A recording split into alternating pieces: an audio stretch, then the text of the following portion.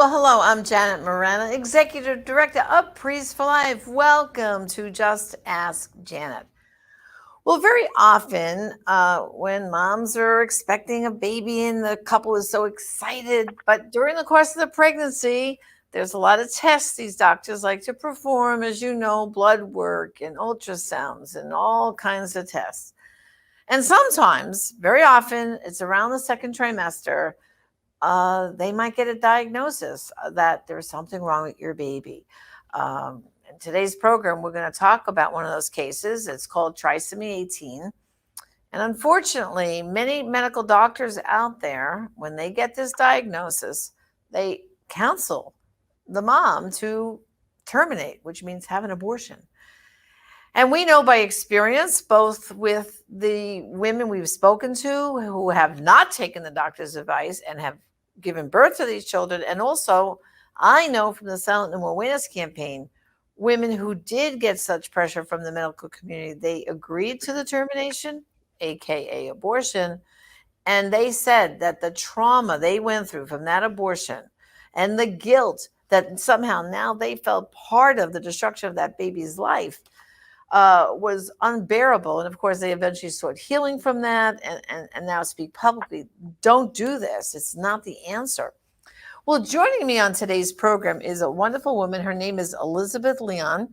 And I'm going to read a little bit of her bio. She's a Catholic wife, mother, author, and speaker from Ashburn, Virginia. She's been a leader in ministry and faith formation for more than 25 years and inspires others to find freedom and healing in Christ through her speaking and writing. Her gift is her willingness to be vulnerable and love with a heart wide open, despite the brokenness of divorce, adultery, death, and sexual abuse. She and her husband, Ralph, are the parents of 10 children. 5 are hers, 4 are his. And of course, their son that we're going to talk about today, John Paul Raphael, who died in 2018 from trisomy 18. So, Elizabeth, welcome to the program. Hi, Janet. Thank you so much for having me. Oh, it's my pleasure.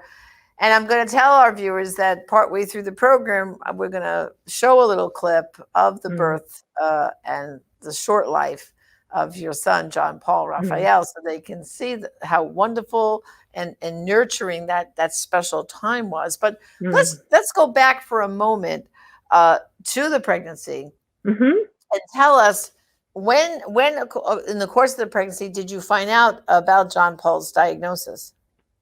Sure. Well, my husband and I are both a second marriage, and I was of advanced maternal age already when I got pregnant. So at the age of 45, we knew we wanted to have genetic testing done for the sake of information. My husband's a family physician, and we're both of the mindset that the more information you can have, the more prepared you can be to advocate and make good medical and spiritual decisions. So we had the NIPT testing, the non-invasive prenatal testing, done at 14 weeks. And those results came back pretty quickly with an 87.7% chance that our son had trisomy 18.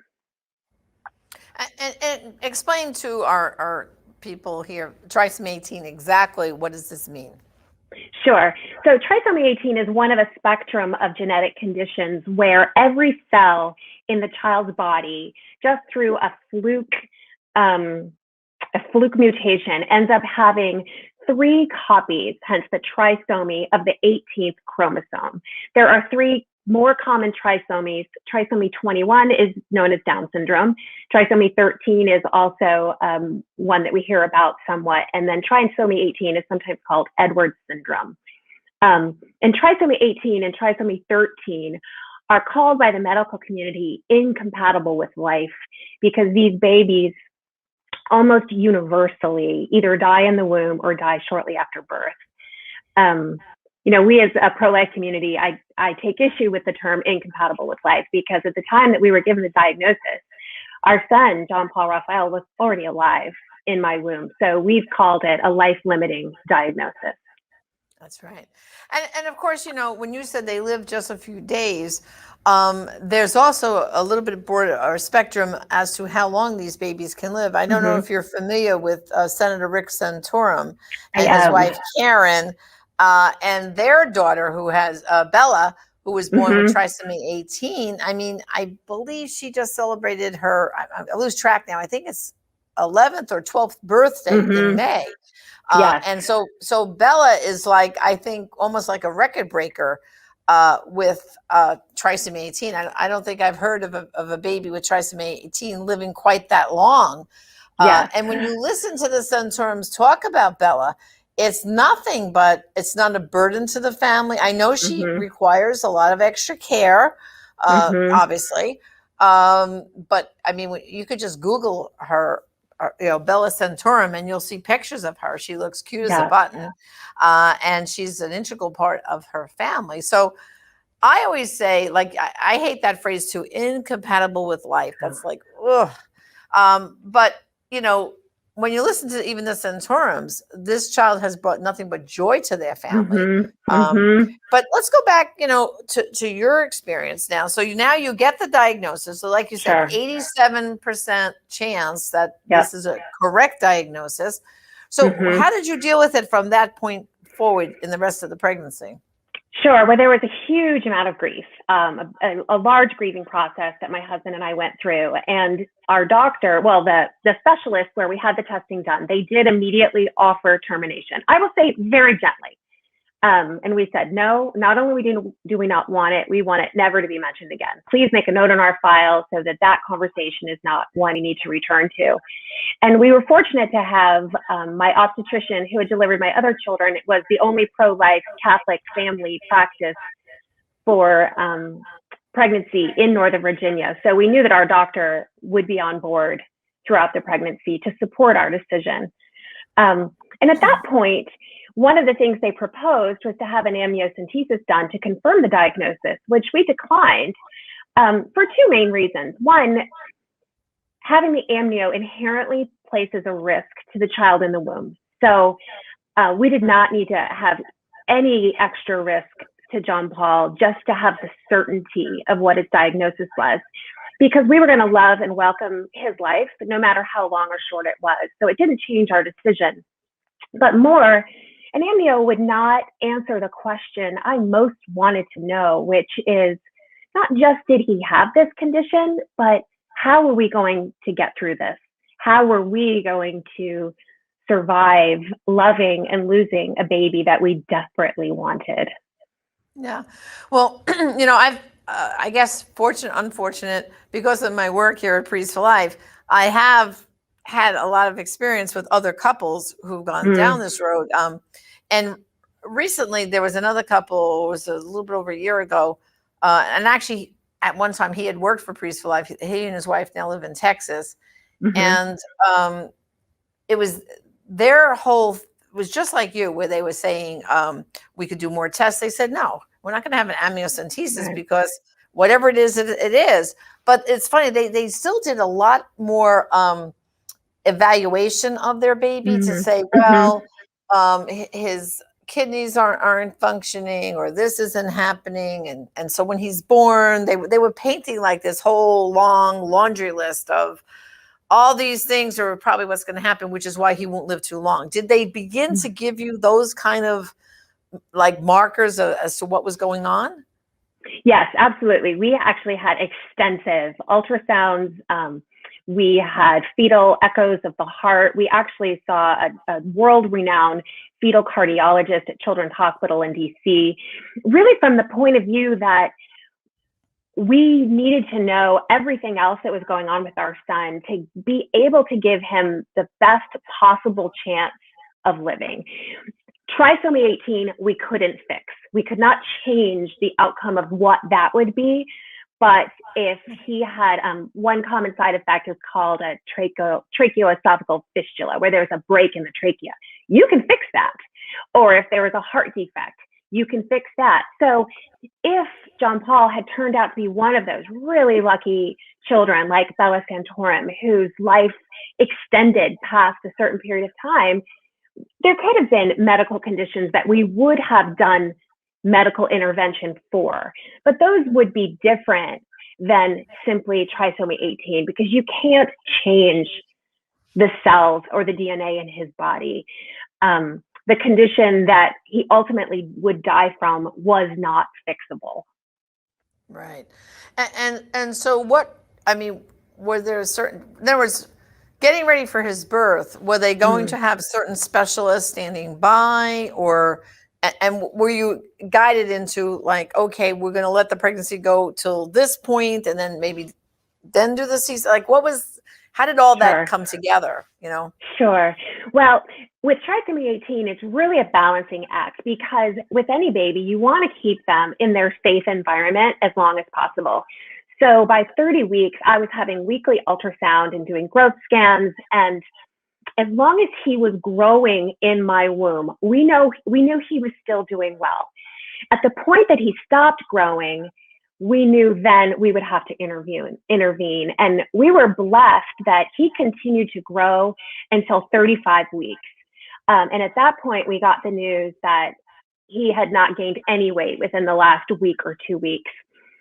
We were well prepared with a birth plan, and we had so many professionals supporting us throughout the process, from palliative care, hospice care, of course, the obstetricians, the maternal fetal specialists. There were just so many people that provided us support. And our birth plan was very clear that we did not want John Paul taken to the NICU. If he presented with trisomy 18, which we were expecting, we wanted to simply love and embrace his life as it was going to unfold. It got a little bit tricky, though, because I had a lot of complications myself with a condition called polyhydramnios.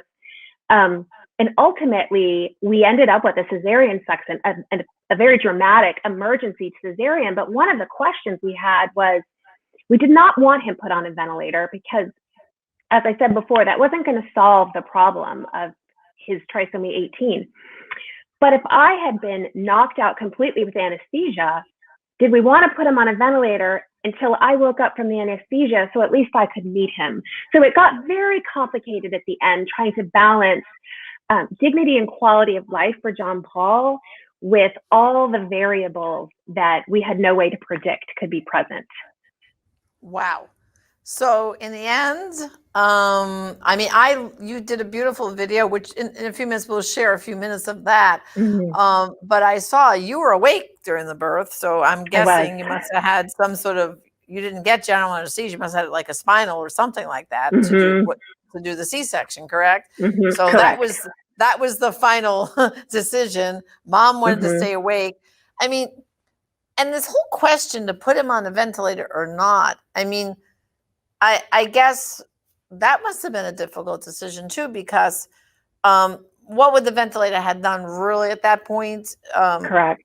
They thought he was going to pass away anyway in a very short Mm-hmm. period of time. Mm-hmm. So it would have really interrupted that kind of quality bonding time that's so important. I saw you had that skin to skin time with him a little bit. Mm-hmm. That's so important when babies are first born, and Yeah. then your husband was there. But this must have been all heart-wrenching for you too. I mean, to have to, what can you say to other people right now who might be struggling with these kind of decisions? Because, unfortunately, you were blessed to have a very, very good medical team there. Mm-hmm. But I've heard some horrible stories, Elizabeth, where these doctors, they just keep using that phrase, incompatible life. And Right. one couple told me that she finally, her and her husband, she said, they stood up and they went like this to the doctor. Doctor, we don't kill our babies. Get it? Yeah. No more Yeah. talk about that now.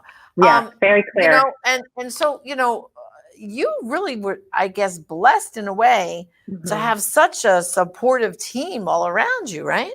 Mm-hmm. We absolutely were blessed. Not just from the standpoint of having our own ability to educate ourselves. Like I said, my husband's a doctor, and we had a lot of ability to research and find the information we need, but we were surrounded, and we chose to surround ourselves with people, with professionals that would only were willing to share our mindset. And we were very clear in the hospital as well of what our preferences were and what we needed. There really is such a challenge because when you're living in the land of uncertainty, I mean, essentially, when you get an adverse prenatal diagnosis, you're choosing a path you know will end in suffering. And as Catholics, of course, we know this is a valley of tears. We are never promised a life without suffering. But to choose that path deliberately by not going down the easy route of abortion is very, very challenging, because your inclination when you live in uncertainty is to do something, to do anything.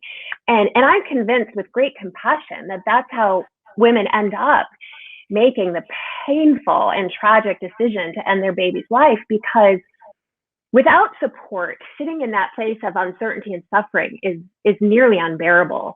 So they do the only thing they know how to do. And for us, with so much support, I really was still desperate at times to do something. I mean, I went through a period of grief after John Paul had died where I was very angry at my husband for somehow convincing me that it was reasonable not to put him on a ventilator, which was, of course, the right decision. But when you play it through in your head, you love your baby so much and you just miss them. And you think, why didn't we do more? And the reality is we did everything we could to provide him with a beautiful, love-filled life for as many minutes as we were given. And I can't answer the question for why God didn't give us more. But all I can say is that in that struggle of uncertainty, when we invited the Lord into that and agreed to do it his way, to submit and surrender to his plan for our son, he flooded in. He filled us with grace. He filled us with hope. He filled us with the people we needed around us to hold us up when we couldn't hold ourselves up anymore. Right. Well, now you mentioned that whole ventilator thing, this other family I was referring to, what ended up happening with them is their little one took a turn for the worse very quickly, but all the other children weren't there. Yeah. Just the mom and dad were. So the doctors quickly said, "I'll tell you, you know what we'll do? We'll put him on, we'll bag him to keep him alive for a little while longer, because he's going quick." So while the grandmas quick ran and got all the kids and brought them all to the hospital, and then as soon as they got there, everyone assembled and the priest came, like you said, they got the sacraments, everything. Yeah. Then they took him off the vent, and everyone had that last excuse me, few minutes to hold that baby. Yeah.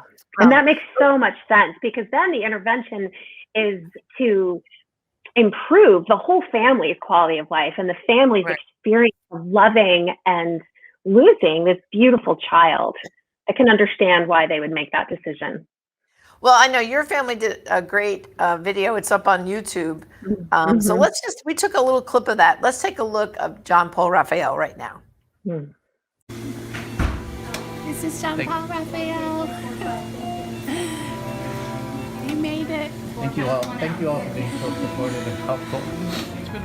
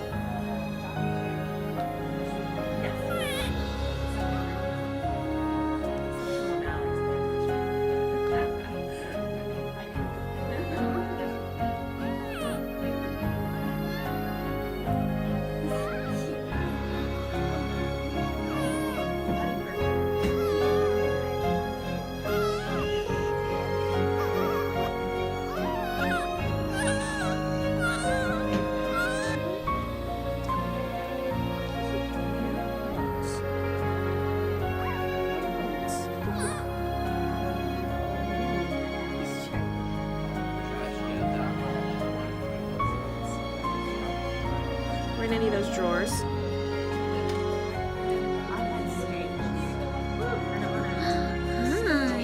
Those were big eyes.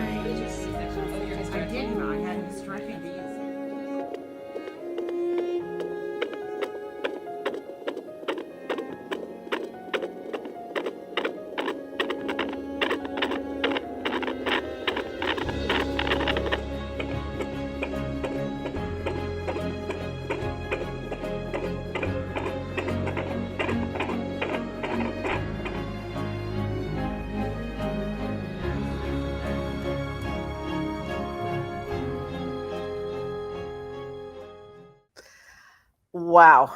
I mean, I get all teary-eyed, Elizabeth. Just I've seen the whole video.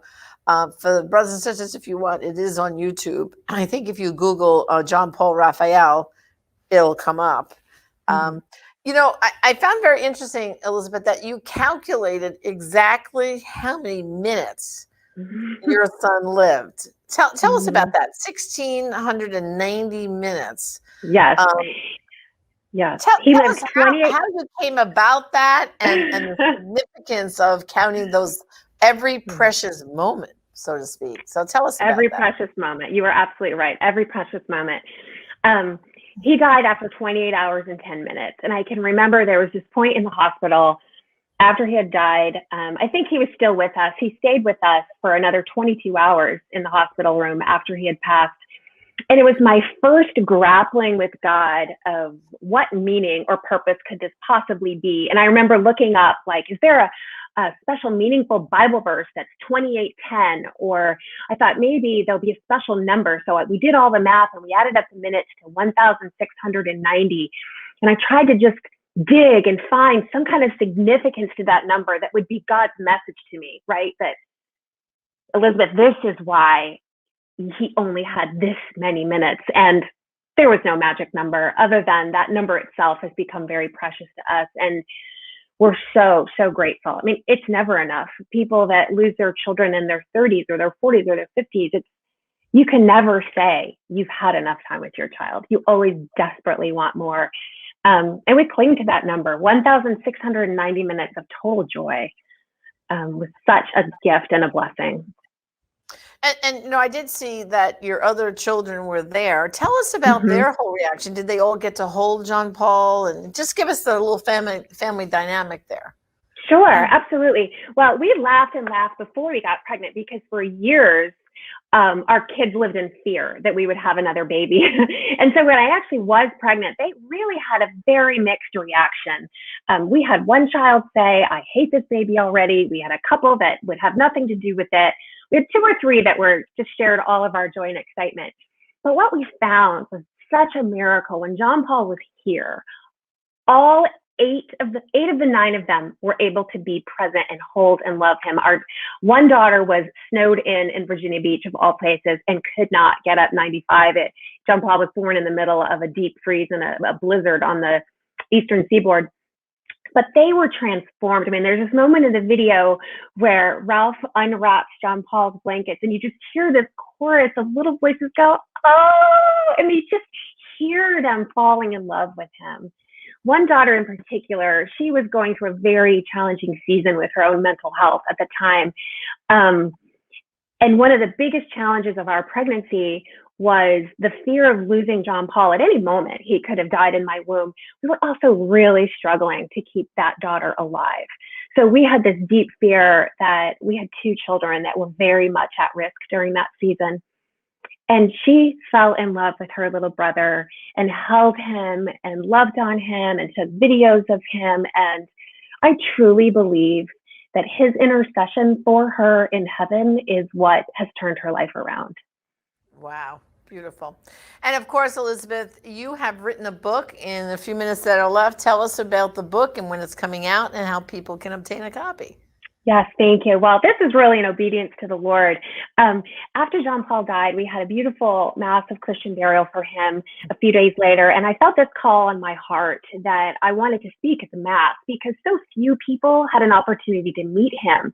And we just felt so convicted that we wanted to share something of the wisdom or the purpose that we'd gleaned from his life. And I went to our adoration chapel the night before we buried him late at night and sat there with my laptop and just begged the Lord just to give me, Holy Spirit, give me your words. What can we possibly say about our beautiful son and his short and shining life? And the Lord gave me two phrases that day, one of which has truly become my mission. The first was, the miracle that you get is not always the miracle that you pray for. So John Paul was a miracle. His life was a miracle. But the miracle was not that he lived and stayed with us to live a long life. The second phrase that the Lord gave me was, let yourself be loved. because John Paul was adored. He was showered with love in only 28 hours and 10 minutes. This beautiful, tiny little 4-pound baby that, had funny little ears and wasn't perfectly formed, but none of that mattered. He just was a gift from God, and we loved him simply for who he was and his presence in our life. And I heard the Lord say to me and to all of us that is his call, his invitation for us to let ourselves be loved. And it took the suffering of losing my son to really break my own heart open so that God's love and freedom for All right, me so and Elizabeth, joy. just tell us quickly how they can get the book. Sure, absolutely. The book will be available from Kohler Books beginning January 4th. You can find it also on my website, elizabethleon.org. Okay. Let yourself be loved. Thank you for such a powerful witness. God bless you and your family. And brothers and sisters, thank you for joining us on Just Ask Janet. I hope you found this story really inspiring, but also informative. Until next time, I'm Janet Morena, Executive Director of Priests for Life. God bless. I will be silent, no